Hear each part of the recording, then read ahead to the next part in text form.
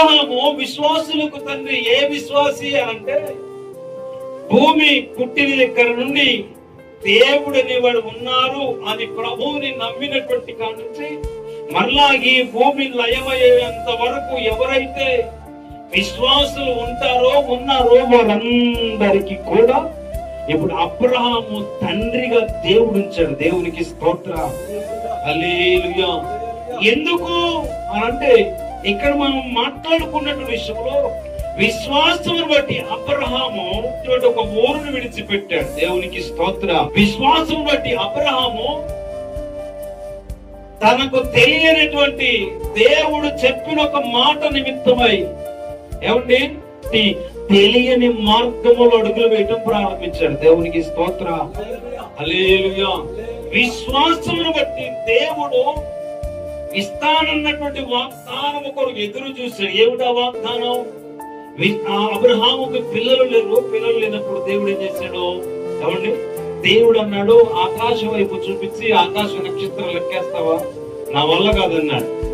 ఆ సముద్రం తీసుకెళ్లి ఇసుక చేతులు పట్టుకుంటే ఇసుకలో ఉన్న ఇసుక రేణువులను లెక్కేస్తావా అంటే నా వల్ల కాదన్నాడు.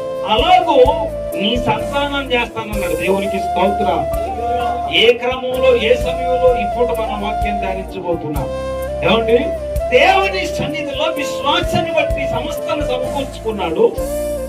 విశ్వాసాన్ని బట్టి కుమారుని సంపాదించుకున్నాడు. విశ్వాసాన్ని బట్టే మరలా ఆ కుమారుణ్ణి పోగొట్టుకోకుండా కాపాడుకోగలిగాడు. దేవుడికి స్తోత్రం. ఒక్కగానొక్క కుమారుణ్ణి దేవుడు బలివ్వమని అడిగినప్పుడు విశ్వాసము పరీక్షలో దేవుణ్ణే కంగారు పెట్టేంత విశ్వాసాన్ని కలిగి ఉన్నాడు అబ్రహాం. దేవునికి స్తోత్రం. ఎవరిని కంగారు పెట్టాడు అబ్రహాము? ఈ మాట మీకు అర్థం అవ్వాలి. అబ్రహాము విశ్వాసాన్ని బట్టి, ప్రార్థనను బట్టి, భక్తిని బట్టి దేవుడు కంగారు పడ్డాడు. ఈ స్థాయికి మనం ఎప్పుడు వస్తాం? దేవుడు ఎప్పుడైనా ఏమంటే అత్యవసరమైన పరిస్థితుల్లో 2 సార్లు కేకేస్తాడు.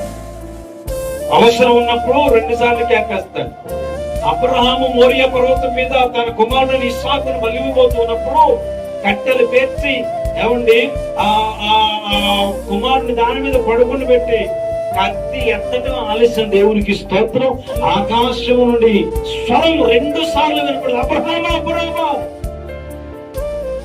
దేవునికే కంగారు పుట్టించేంత విశ్వాసపు స్థాయిలో అబ్రహాం ఉన్నాడు. కాబట్టి ఈనాడు సర్వ లోకానికి అబ్రహాం ఏమయ్యాడు? తండ్రిగా ఉన్నాడు. దేవునికి